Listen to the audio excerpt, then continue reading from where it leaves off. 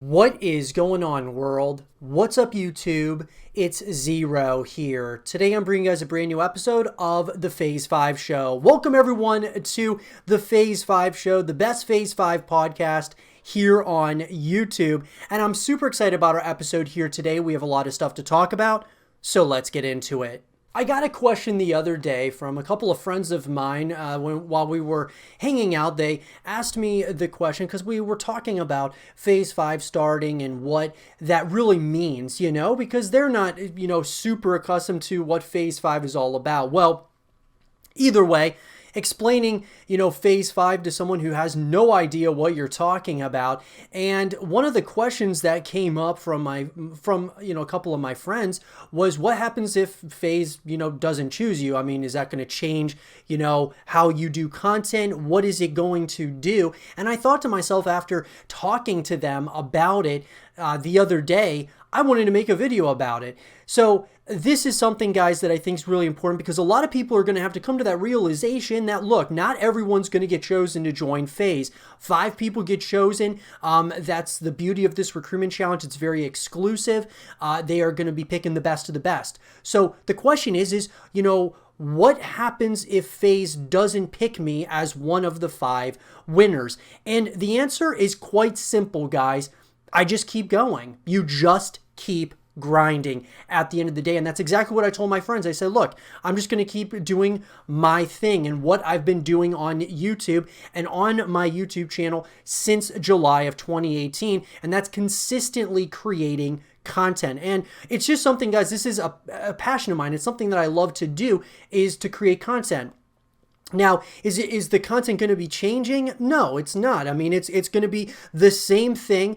Things are certainly going to change in terms of the mechanics of how I do thumbnails or how I, certain segments of my shows and such. Things will change, but at the end of the day, guys, it's all about the grind. It's all about consistently creating content and doing it at the highest level you possibly can. So, obviously, guys, I want to join the team just as much as anybody else. But at the end of the day, if I don't get picked to join the team, I am going to continue, creating content. And it's just because it's something that I love to do.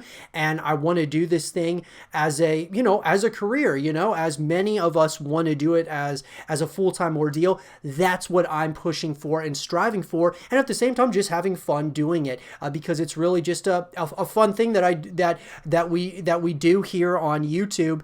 And I can honestly say, though, with this challenge, I'm taking, absolutely, the utmost amount of from every aspect of putting everything I can into this recruitment challenge to bring out the best possible content there is. I thought it was a really interesting question, though, guys. And, I want to pass it on to all of you. What would happen and what would you do if Phase decided not to choose you as one of the 5 winners for the Phase 5 recruitment challenge? I think it's a great question, guys, and for me, I'm just going to keep grinding. Just keep grinding, guys. That's what I've stood by ever since I started this YouTube channel.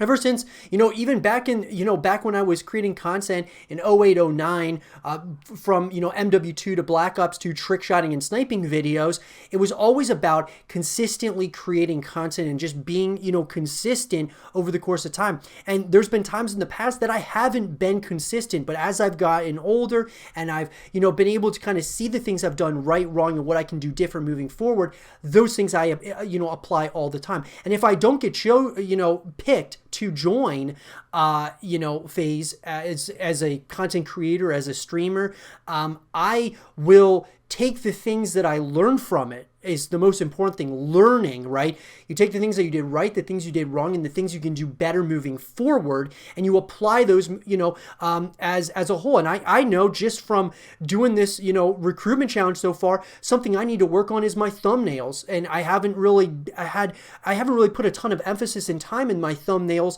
on my videos in the past, and now I'm focusing more and more on my thumbnails, and so that's one aspect of my game that I want to improve. Another is just being better at talking, to you guys, talking, to the camera and such. I think, all of those things you just get better with experience and with time. And also, of course, at the end of the day, creating, as high quality content as possible, which is absolutely what I'm striving for every single day. So all it is, guys, is getting better. Just keep grinding, keep getting better, learn what you're doing right, what you're doing wrong, and what you can do better moving forward. And then you just keep going.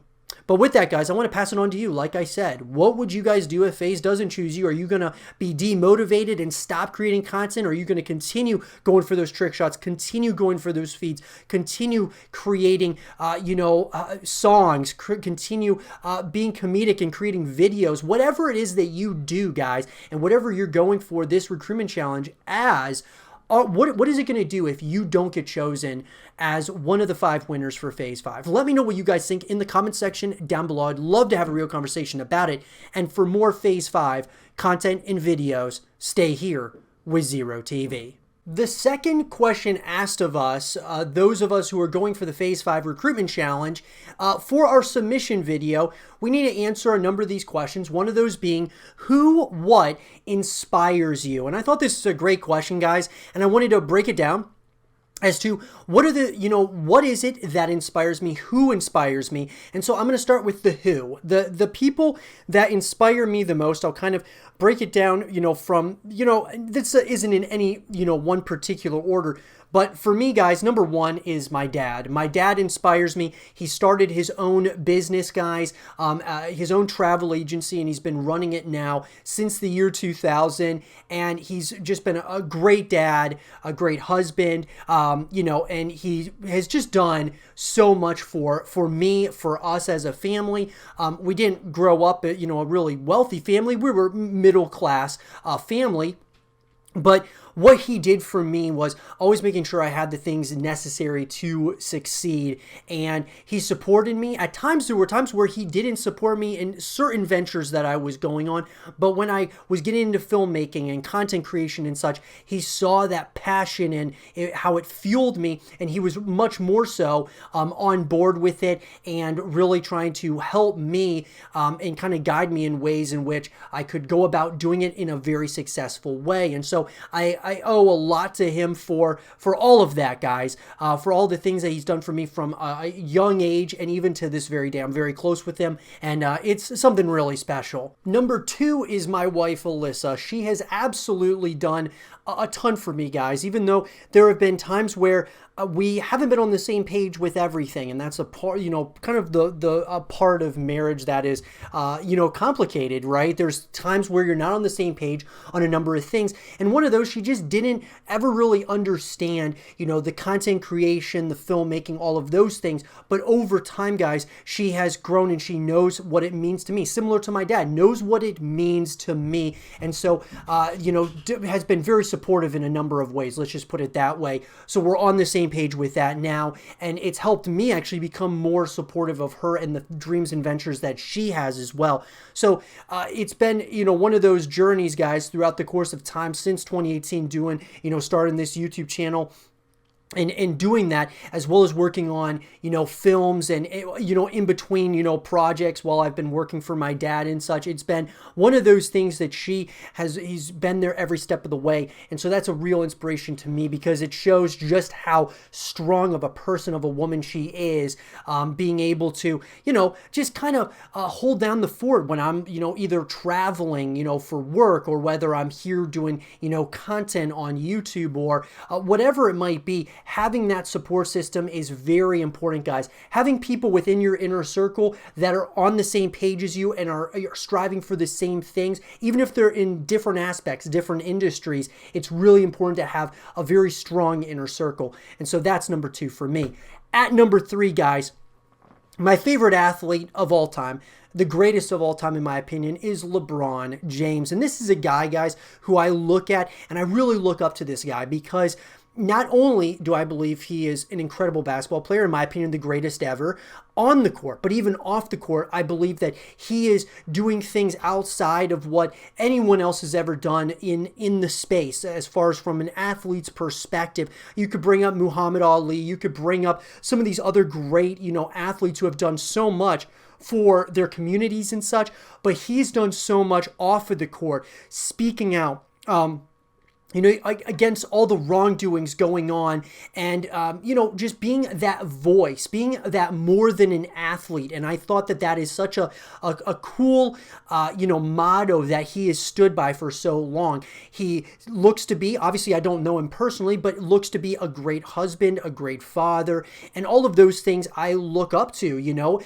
And this is a guy who's also 35 years of age, I believe, right now. So it's definitely somebody that you look up to because of their success on the court. Is kind of how I got started watching him in Cleveland, because the Cavs are my favorite basketball team. So watching him just, do so well as just from individual skill to even, learning how to win as a team. It's been an unbelievable journey. So I really look up to him in a major way, guys, on the court, even off the court. His other business ventures, he does the shop. He's doing, of course, Space Jam: A New Legacy. He's just doing all types of different things, and that inspires me in a major way. That leads me to the next person who I'm inspired by, and that's Warren Buffett. Warren Buffett, guys, the Oracle of Omaha, who is arguably the greatest investor of all time. I don't believe it's really an argument at this point. He is an incredible investor.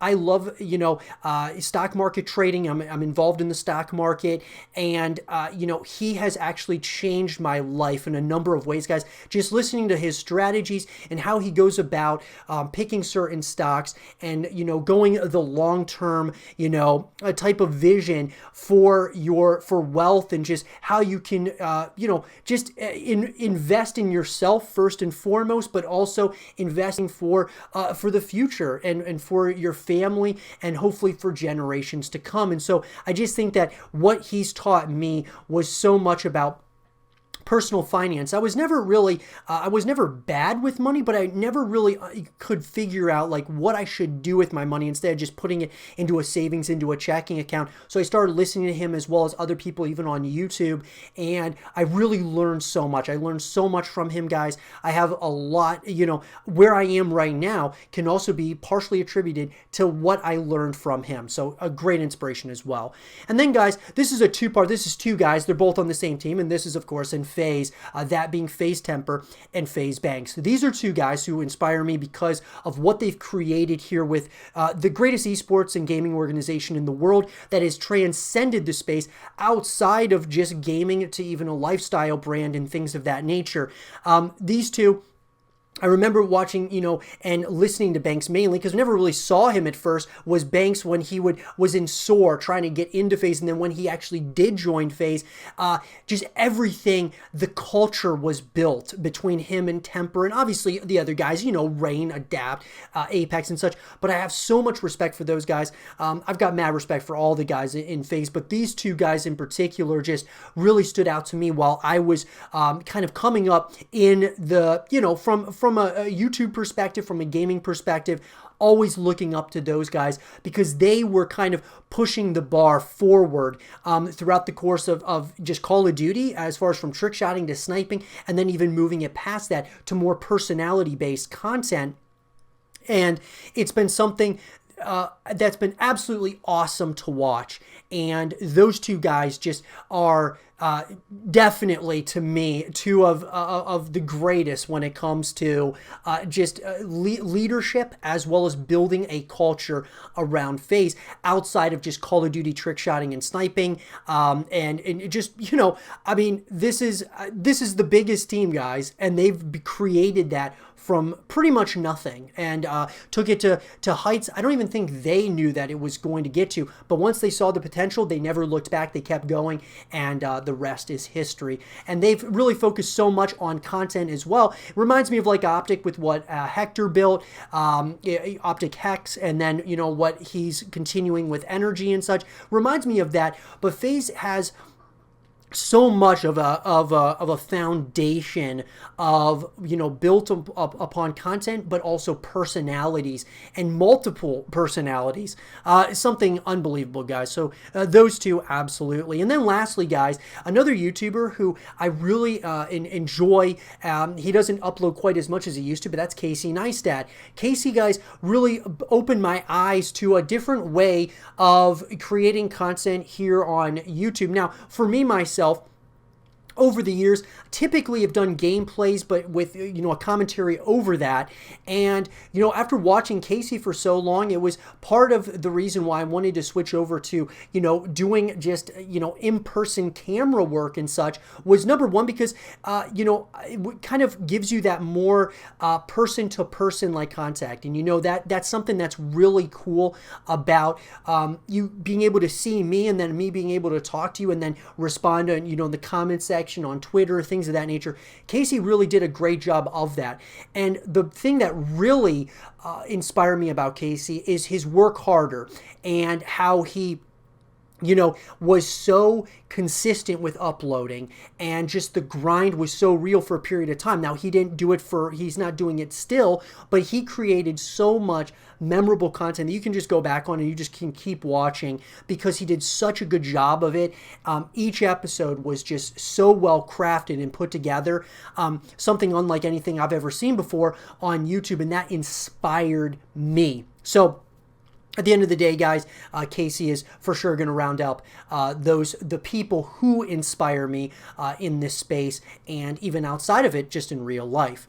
And that leads me to, what inspires me? Well, guys, the things that really, inspire me are creating content and to, whether we're talking with filmmaking, where we're talking on YouTube, I have so much passion for the aspect of just creating content and having relationships, friendships with people. And those are all things that really get me excited about, and inspire me is meeting new people, learning things consistently. It's all about learning to me, guys. Learning how, what you're doing right, what you're doing wrong, what you can do better moving forward. All of those things, put together create just opportunities. I feel that you need a little bit of everything because there's always things that you can work on. Even guys who are great like LeBron James or Warren Buffett or any of these different people out there that we look up to, they all have things that they can work on a consistent basis. And so that's like for myself, just always having things that we're working on, consistently working on yourself, of course, taking care of your family, taking care of, those who are close to you is very important as well. So, I mean, those are the things, guys, that inspire, me in a major way, just to try to get better every single day. And it can be a real challenge sometimes, right? You can sometimes lack motivation. You can lack the drive to keep going. But as long as you kind of you pace yourself, right? That's my biggest thing is pacing yourself, being ahead of yourself more than anything, and just making sure that you don't, get burned out. And it can be very difficult, but at the end of the day, guys, that is what inspires me, is the art that is content creation and doing this thing, right? And trying to do it at the highest level possible. It's a beautiful thing. It's awesome. And I have absolutely loved doing it now, as a, real passion project for the past couple of years. And I plan on continuing to do that, guys. But let me know, guys, who is it and what is it that inspires you? You hear from me, but I want to hear your guys' inspirations, whether it's family, friends, some of these larger than life athletes or personalities. Let me know in the comment section down below who your top 5 people that you are inspired by. Let me know. And for more Phase 5 content and videos, stay here with Zero TV. I put out a video last week, guys, of a question regarding the Call of Duty League, and it was, what Call of Duty team has the highest ceiling? And so what I wanted to go ahead and do in this segment of the show is talk about, what I think here as far as that's concerned. We got a lot of comments, lots of people talking about it as far as from Reddit and even on YouTube that, there are a lot of people who think that the Chicago Huntsmen have the highest ceiling. Lots of people think the Dallas Empire after coming off of their win, but now going to 4v4. From 5v5 to 4v4, I think it's going to be a very, very interesting, to say the least, as to who's got the highest ceiling. But if you were to ask me, guys, Atlanta FaZe has the highest ceiling, and I'll tell you why. Number one for me, guys, is that they are such a young team, a young core team. And when you're going to 4v4, I actually think it works in their advantage from a as far as like from a speed type of, from the mechanics of like gameplay and such, Simp and some of these guys on FaZe, they play with such speed, and I think it really helps them making it 4v4. And I mean, you can make the argument that, obviously the Dallas Empire won fair and square, guys, and it's not even, wasn't even close at COD Champs, that they are the champions, and until that is taken from them, they are, obviously still the champs. But I got to say that they've got the highest ceiling long term, that being, Atlanta FaZe, because of how young they are. The core, most likely, unless there's a bunch of guys that are traded or something, obviously that could change. But if they're going to keep that core of players, they are going to be a force to be reckoned with moving forward, I would say, for at least the next few years. These are guys I don't think they're just going to fall off from one COD to another. Now, obviously, with each COD, guys, some players are better with certain CODs than others, but these guys are play at the highest level of Call of Duty. I'm taking into consideration that, sure, some of these players are going to have an off year, but at the same time, if you're that guy and you are, that good at one of the best in the world, they're going to show up, and they're going to be very tough to beat, in my opinion. I think that this loss, actually, for Atlanta FaZe at COD Champs in 2020 actually is going to do wonders for them moving forward. Because number one, obviously, now they know what it's like to lose it, in COD Champs and get pretty much, destroyed at the end of the day against the Dallas Empire. But I think it's going to teach them, now they have that experience. They have that experience, right? Obviously, Simp has been there, done that. But at the end of the day, guys, these young guns that are on this team that just went through the bracket their first, pretty much really far their first time around, I think that this is going to work wonders for them because now they got the experience. Now, there's nothing like championship experience, which is exactly what Dallas Empire had, which of course, with Clayster and Crimsix. I would never bet against Crimsix in those situations when you're talking... a grand final of COD Champs. I'm not going to bet against him against, some young guns. But the question now lies is, can Atlanta FaZe get over that hump? And I absolutely think they can, because now they've got more experience. These guys could very well just get better, to actually be honest with all of you. So it's going to be interesting, right? There's going to be a lot of movement, obviously, with roster mania. There's already players that are moving around like crazy. Could I see Chicago have a really high ceiling? The problem is, guys, is that we don't know how many more years Scump has until he's done. So he's getting older as a COD player. I mean, even Dallas Empire, you look at Crimsix, he's getting older. So I just don't know if the ceiling is quite as high. Sure, for Illy and Shotzzy, if Crimsix ends up, retiring next year or something of that nature, and they get a couple more young guns like Illy and Shotzzy, yes, they are going to be a force to be reckoned with for the foreseeable future. But I think the highest ceiling, though, at this point has got to be Atlanta FaZe because of how young they are and the raw talent that they have on this team. It's going to be interesting, guys. I'll be sure to kind of give you guys, keep you up to speed as more information comes out about roster mania. We can kind of talk about a lot of the moves that are happening because there seems to be a lot of movement. I'm excited about it.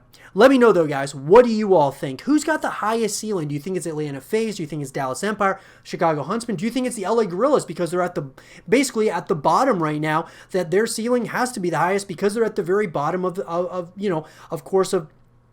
bracket? Let me know what you guys think. And for more Call of Duty League content and videos, stay here with Zero TV. So it's being reported from a number of outlets, guys, that Call of Duty Black Ops Cold War will not have Prestige mode once again for the second year in a row. No Prestige mode, apparently, okay? So I would say most likely these reports are probably going to be confirmed at some point or another. But I wanted to give you guys my reaction to this because I've stated in the past, guys, that, you know, Prestige mode is such a staple of what Call of Duty is. Now, I will be the first to admit that from the past number of Call of Duties titles that have been released with Prestige mode, there really hasn't felt like much reason to Prestige because they don't really give you much when you do Prestige anyway, other than like a little emblem next to your name, so on and so forth. I think that, you know, that was one of the problems. I feel that they need to kind of go back to the MW2 days of, you know, having, you know, things that you can earn throughout the course of your prestiges, and getting to 10th prestige, getting the 10th prestige medallion, guys, was a huge ordeal. I mean, people were doing modded lobbies just to get it because it was like the most coveted item within Modern Warfare 2.